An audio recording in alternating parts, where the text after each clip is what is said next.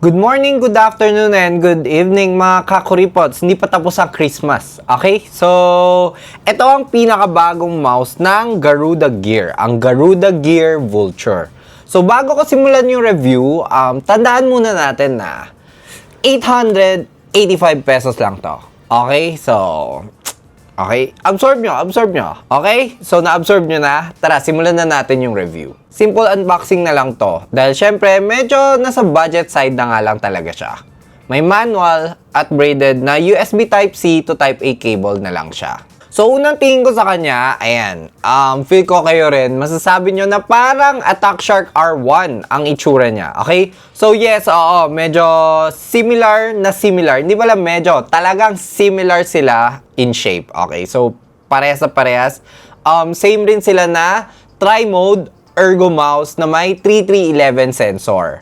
Pero may konting pagkakaiba rin sila. More on that later. Unang napansin ko dito kasi syempre, glide ko kagad siya. Okay? Medyo rough siya. Okay? Kumikis-kis, kumakaskas. Tama ba? Sa mousepad, ganun. Okay lang. Para siyang same sa Hawk 1. Hindi ganun ka-smooth. Pero usable pa rin naman. Medyo yun nga. Medyo rough lang siya. So, ako, pinalitan ko kagad siya. Ayan, tingnan nyo. Pinalitan ko kagad siya ng Universal Dot Skates. Mura lang naman yung mga Universal Dot Skates natin. Search na lang kayo sa Lazada at saka sa Shopee natin. Okay, mura lang yan. At dahil ergo nga ang shape niya, okay, hindi ako ganun ka-fan. Kasi, ewan ko, dati naman kasi talaga, hindi uso ang mga ergo shape mouse, di ba? Mice. Usually, ambidextrous talaga yan eh. Recently lang nauso ata. Actually, ewan ko, or baka tatanga-tanga lang ako dati na hindi ko inalam na may ergo pala, di ba? So, hindi siya ganun kauso. So, depende na rin sa inyo kung nakasanayan nyo to. Kasi, dapat, better naman talaga ang mga ergo-shaped mouse. Kaya nga, ergonomic ang tawag sa kanya, di ba? Mas hulma dapat siya sa right hand natin. Okay? So, usual rin na pang right hand siya. So, if ever trip nyo, okay sa inyo. Pero ako, personally, hindi ko ganun ka-trip ang mga ergo mice. So, if ever, sanay kayo sa ergo-shaped mice, tapos palm grip at saka claw grip kayo, feel ko, okay lang naman to sa inyo. Pero physically, may isa akong issue na nakita sa kanya. Physically, parang may alog sa kanya. Hindi siya ganun ka-stable, ewan ko. Kasi habang ginagamit ko siya, parang na-feel ko, may konting tilt. Nagtitilt konti pag ginagamit ko. Siyempre, naglalagay ka ng konting force. Medyo nagtitilt siya kasi hindi siya pantay. Okay? Hindi ko sinasabing hindi siya pantay. Pero parang feel ko talaga hindi siya pantay. Kasi nga, nagbe-bend siya. Bend? Ano bang term? Basta medyo maalog-alog siya. So, ang ginawa ko nga, di ba, pinalitan ko yung skates. Dahil inisip ko, dahil rin sa skates. Sabi ko, total, hindi rin naman ganun ka-okay yung skates niya. Palitan ko na rin. Pero after ko palitan ng Universal Dot Skates, nandun pa rin yung issue. So, hindi ko talaga alam. Tapos nung in-inspect ko siya, okay, parang napansin ko, medyo nakausli yung middle part niya. Ayun. So, baka doon nang gagaling yung parang alog niya, di ba? Kasi syempre, nakausli. So, parang ito lang talaga ang tumatama sa kanya.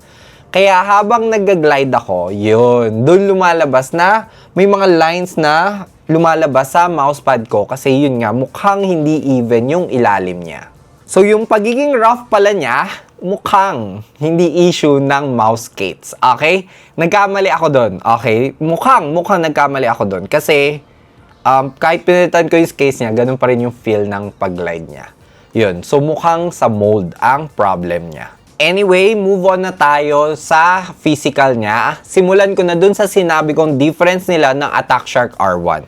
Okay, so dito, ang left and right clickers or switches niya is Huano Blue Shell Pink Dots. Okay, rated for 80 million clicks. Okay, dun sa R1 kasi, ang rating niya is around 20 million clicks lang. So mukhang dito sila nag-all out, yung switches nila. Okay, kasi yun nga, medyo ito na yung pinag-investahan nila. Tama ba? Kasi taglish eh. So, parang dito na sila nag-invest sa clickers niya para tumagal, di ba? Personally, not bad ang feeling niya. Medyo sanay kasi ako dun sa transparent blue shell pink dot. So, medyo same lang ata yun. Not so sure rin Pero yun nga, alam ko parang better ata ang transparent, not so sure. Pero parehas lang naman sila 80 million clicks. Pero weird lang na yung left and right clicks parang hindi same ang feel. Ewan ko. Minsan. Ngayon parang okay naman. Nung ginagamit ko kasi, nung una kong ginagamit, parang hindi siya ganun ka-same yung left and right click. So, depende siguro sa unit mo. Tapos pagdating naman sa side buttons at saka scroll wheel, walang problema. Para sa 885 pesos, gusto ko yung feel ng side buttons niya. Kasi usually, alam niyo yung merong cheap feeling na pag pinindot mo, lulubog. Ito hindi, solid naman siya. Tapos pati yung scroll wheel niya, smooth na smooth ang pag-scroll. Pagdating naman sa sensor, ang 3311, subok na yan sa budget category. Okay?